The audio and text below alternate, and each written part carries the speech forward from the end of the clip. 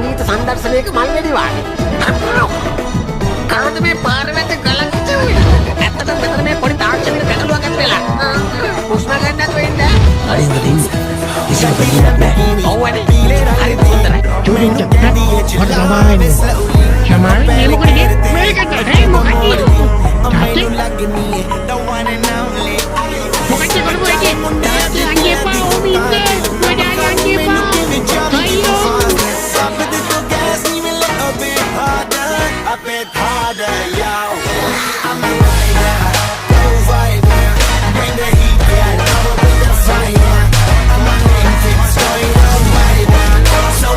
Nana, aku tahu sendiri.